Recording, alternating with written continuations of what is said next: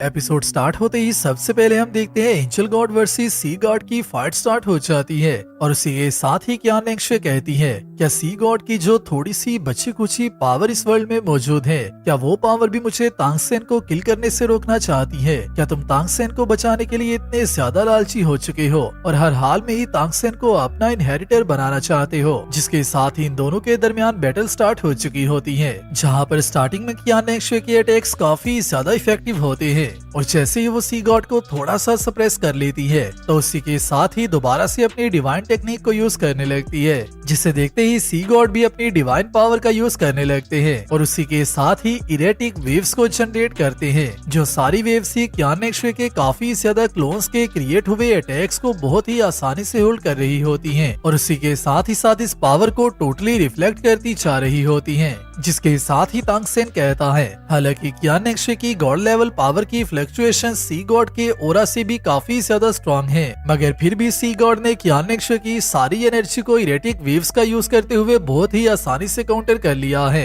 क्या ये सारे इफेक्ट सिर्फ इस बात की वजह से आ रहे हैं कि सी गॉड ट्राइडेंट को अपनी बॉडी के साथ मर्ज करते हैं और उसके बाद उसे यूज करते हैं? क्या उसकी वजह से ही वो सी गॉड ट्राइडेंट के इतने ज्यादा अमेजिंग इफेक्ट्स को जनरेट कर पा रहे हैं? जिसके साथ ही हम देखते हैं दोबारा से सी गॉड को जो कि अपने एक न्यू अटैक को एक्टिवेट करना स्टार्ट कर देते हैं और इसी के साथ ही यहाँ पर काफी ज्यादा वाटर जमा होने लगता है, जिससे कि क्यान नेक्स्ट डॉज करना स्टार्ट कर देती है और जहाँ जहाँ पर वो पानी गिरता जा रहा होता है क्यान नेक्स्ट उस एरिया को छोड़ती जा रही होती है और इसी के साथ ही सी गॉड भी यहाँ पर मौजूद वाटर के एरिया को इतना ज्यादा बढ़ा देते हैं कि क्यान नेक्स्ट और उनके दरमियान का फासला काफी ज्यादा बढ़ जाता है और उसी के साथ ही सी गॉड काफी ज्यादा बड़ी वेव्स को जनरेट करते हैं और उसी के साथ ही क्यान नेक्स्ट को सारे पानी में फ्लश करने की कोशिश करते हैं, जिससे बचने के लिए दोबारा से क्यान नेक्स्ट अपनी एंजल गॉड लाइट को अपनी बॉडी की साइड पर इन्वेल्व कर लेती है और इसी के साथ ही हम आते हैं तांगसेन के व्यू पर, जो कि आल्सो इसी पानी में डूब रहा होता है और उसी के साथ ही कहता है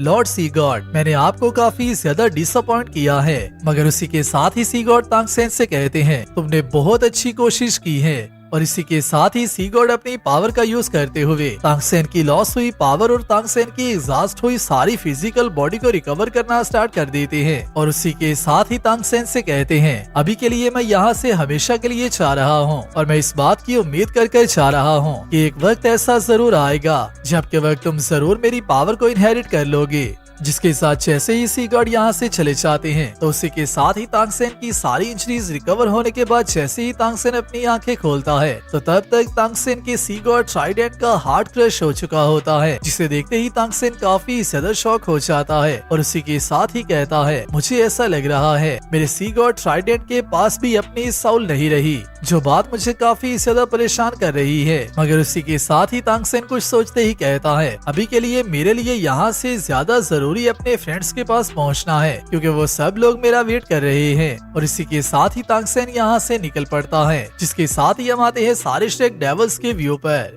जो कि सारे ही तांगसेन का वेट करते करते काफी ज्यादा परेशान हो चुके होते हैं और उसी के साथ ही शाओवू कहती है इस मर्तबा मुझे काफी ज्यादा डिफरेंट वाइब्स आ रही हैं, मैं इस बात को फील कर सकती हूँ कि तांगसेन की लाइफ खतरे में है। जो सुनते ही बाकी के सारे टीममेट्स भी काफी ज्यादा शॉक हो जाते हैं, मगर उसी के साथ यहाँ पर एंजल गॉड की लाइट रिफ्लेक्ट करना स्टार्ट कर देती है, जिसका मतलब ये है कि क्यान नेक्स्ट भी उस अटैक से बाहर आ चुकी होती है जो अटैक सी गॉड ने उस पर किया था और उसी के साथ ही साथ यहाँ पर समुद्र में से तांगसेन भी बाहर आ जाता है, जो कि बाहर आते ही अपने सारे टीममेट से कहता है मेरे पास अभी कुछ भी एक्सप्लेन करने का टाइम नहीं है, जल्दी से मेरे साथ चलो और हम लोग यहाँ से निकल रहे हैं। जो सुनते ही तांगसेन के सारे टीममेट्स उसको फॉलो करते हुए उसे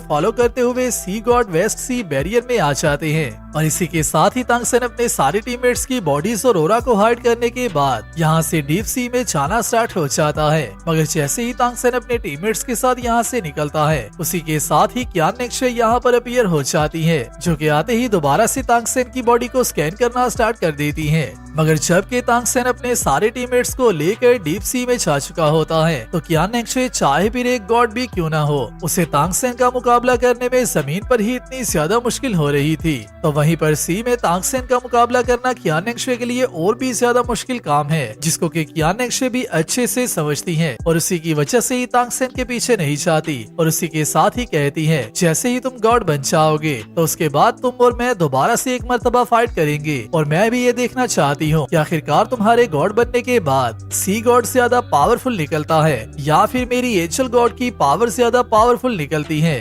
मैं तुम्हारा इंतजार करती रहूंगी। जिसके साथ ही हम नेक्स्ट व्यू में देखते हैं एक और व्यू को, जहां पर तांगसेन अपने सारे टीममेट्स के साथ वेस्ट सी बैरियर से बाहर आकर शार्क क्लैन के मेंबर्स की सवारी कर रहा होता है। जिसके साथ ही मा होंगचुन उससे कहता है, ब्रदर सेन, मैंने ऐसा सोचा भी नहीं था कि इतने कम दिनों में तुम इतने ज्यादा मुश्किलों में फंसे हो सकते हो। तुम सच में दोबारा से काफी ज्यादा हार्ड टाइम से बाहर निकल कर आए हो और उसी के साथ एक गॉड के हाथों से बचना अपने आप में ही काफी ज्यादा अमेजिंग बात है। मगर उसी के साथ ही तांगसेन उससे कहता है, हालांकि मैं अपनी सारी पावर का यूज करते हुए वहाँ से सिर्फ भागने में ही कामयाब हो पाया हूँ, मगर उसी के साथ मेरा सी गॉड ट्राइडेंट का हार्ट भी शैटर हो चुका है। जिसके साथ ही दाइमोबाई तांगसेन से कहता है, तांगसेन, अगर तो हम कियान नेंगशे को बैटलफील्ड पर छोड़ देते हैं या फिर कियान नेंगशे हमारे पीछे से जियालिंग गेट पर चली जाती है तो फिर हमें क्या करना होगा। जिस पर तांगसेन बॉस दाई को बताता है, मेरे साथ फाइट करने के बाद अगर तो मुझे मिस्टेक नहीं हो रही तो कियान नेंगशे को भी इस बात का अच्छे से पता चल चुका होगा कि अभी के लिए कियान नेंगशे को जिस बात की सबसे ज्यादा जरूरत है, जो कि जियालिंग गेट, यांडू एम्पायर या फिर शिंगलू एम्पायर को डिस्ट्रॉय करने से भी ज्यादा जरूरी है, वो है कियान नेंगशे का अपनी टेक्निक्स को परफेक्ट करना। और इसी के साथ ही तांगसेन भी अपने हाउटियन हैमर को बाहर निकाल लेता है और उसी के साथ ही कहता है, मेरे हाउटियन हैमर की अभी भी एक स्पिरिट रिंग मिस हो रही है, जिसकी वजह से मुझे यहाँ से वापस जाने से पहले सबसे पहले तो अपने हाउटियन हैमर की इस लास्ट स्पिरिट रिंग को हासिल करना होगा। जिसके बाद ही हम लोग वापस सी गॉड आइलैंड के लिए निकलेंगे। तो जैसे ही तांगसेन यहाँ पर अपनी स्पिरिट रिंग्स को बाहर निकालता है तो इस सब कॉम्बिनेशन को देखकर दोबारा से तांगसेन के सारे टीममेट्स काफी ज्यादा अमेज हो जाते हैं, क्योंकि तांगसेन ने एक न्यू मिरेकल को क्रिएट कर दिया होता है और तांगसेन के पास अपने हाउटियन हैमर में भी 4 रेड और 4 ब्लैक साउलिंग्स आ चुकी होती हैं। जिसके साथ ही तांगसेन कहता है, अगर तो हमारी ये ट्रिप ऐसे ही चलती है तो फिर सी गॉड एग्जाम का मेरा ये ट्रायल बहुत ही जल्द कंप्लीट होने वाला है। और इसी के साथ ही हम देखते हैं तांगसेन अपने टीममेट्स के साथ सबमरीन टाइप शिप पे बैठकर deep sea demon whale king की तरफ जाना स्टार्ट कर देता है और उसी के साथ ही अपने टीममेट्स,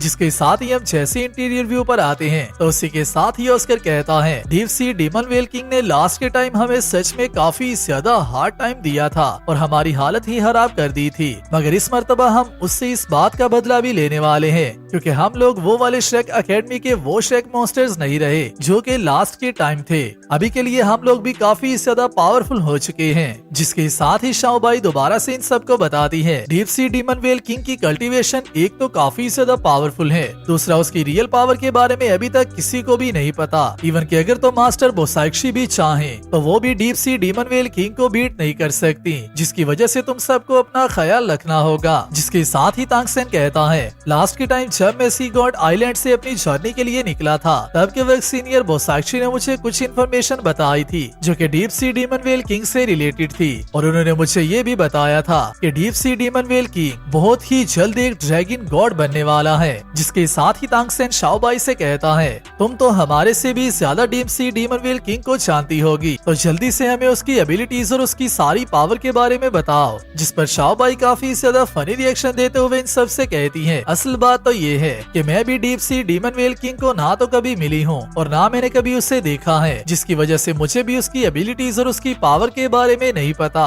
जो सुनते ही मा होंगचुन कहता है, ये सच में काफी ज्यादा वियर्ड बात है, तुमने आज तक उसे क्यों नहीं देखा। जिस पर शाओबाई दोबारा से उसे बताती है, हमारे ट्राइब के एल्डर्स ने इस बात का फैसला काफी देर पहले किया था कि हमारे क्लैन का कोई भी member deep sea demon whale king के एरिया में एंटर नहीं होगा, क्योंकि जो भी डीमन व्हेल सी एरिया में जाता है वो वहाँ से जिंदा बचकर वापस नहीं आता। जो सुनते ही मा होंगचुन कहता है, ये सच में काफी ज्यादा टेरिबल न्यूज है, क्या तुम हमें सच में डराना चाहती हो। मगर उसी के साथ ही तांगसेन शाओबाई से कहता है, हमें यहाँ से deep sea demon well king के एरिया में जाने तक कितना टाइम लग जाएगा। जिस पर शाओबाई उसे बताती है, अगर हम यहाँ से अपनी फुल स्पीड का यूज करते हुए चाहते हैं तो हमें वहाँ पर पहुँचते हुए 3 दिन का टाइम लग जाएगा। जिसके साथ ही तांगसेन कहता है, तो फिर ठीक है, 3 दिन हमारे अपनी प्रेपरेशंस को कंप्लीट करने के लिए बहुत हैं। जिसके साथ ही ये सब लोग अपनी प्रेपरेशंस करना स्टार्ट कर देते हैं और अपनी आने वाली जर्नी के प्लान्स को क्रिएट करना स्टार्ट कर देते हैं, जहाँ पर ये लोग अटैक प्लान से लेकर डिफेंस प्लान